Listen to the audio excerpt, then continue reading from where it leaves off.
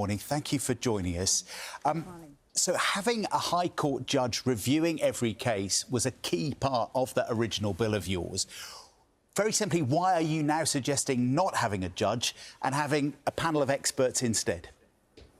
Well, there will be a judge. The judge will run the Assisted Dying Commission. But what we've done over the last couple of weeks is hear evidence from lots of different experts.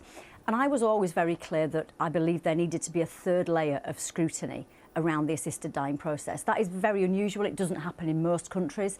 Most countries have two doctors involved in the process and then the process ends there. But I also want that third layer to be really meaningful.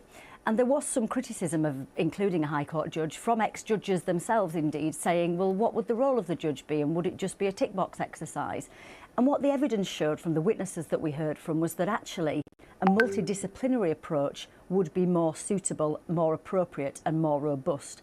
So by including psychiatrists and social workers, as well as a high level of legal expertise, we're actually adding more safeguards to the bill.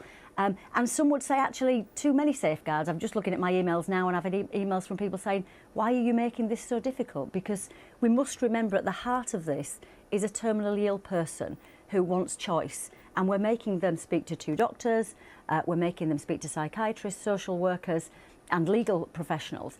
But I would push back on that and say this has to be robust. This is a huge change if it goes through and there is a change in the law. So I think by adding these extra safeguards, adding the extra multidisciplinary expertise, all headed by a High Court judge, that is a real improvement to the bill.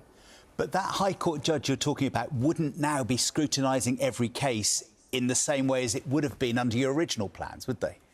Well, the idea would be you would not have one person scrutinising every case, you would have three experts scrutinising every case, and they would be experts in the two key issues that keep coming up in this debate, the issue of assessing capacity and the issue of checking for coercion.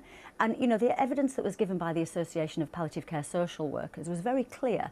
They want to be involved in this process because that's what they do. They are working with dying patients all the time. They are around them. They are looking for signs of coercion, which can often be very subtle. Psychiatrists are highly trained in assessing for capacity. So by adding that extra expertise, I can only see that this is a strengthening of the bill. And we've also got to remember that, this law is trying to fix a problem that exists in that at the moment nobody is checking for coercion or assessing capacity in terminally ill people who are in some cases taking their own lives, in some cases going to a different country, Switzerland, for an assisted death.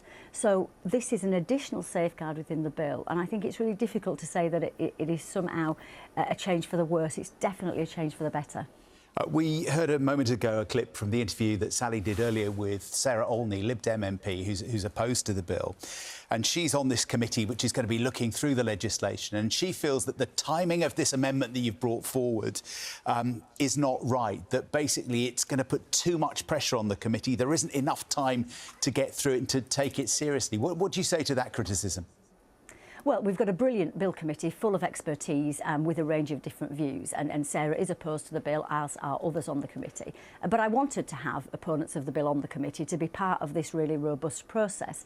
But I think the whole purpose of hearing from oral evidence from witnesses was that we could absorb that evidence. And what is the point of having witnesses if you don't listen to them?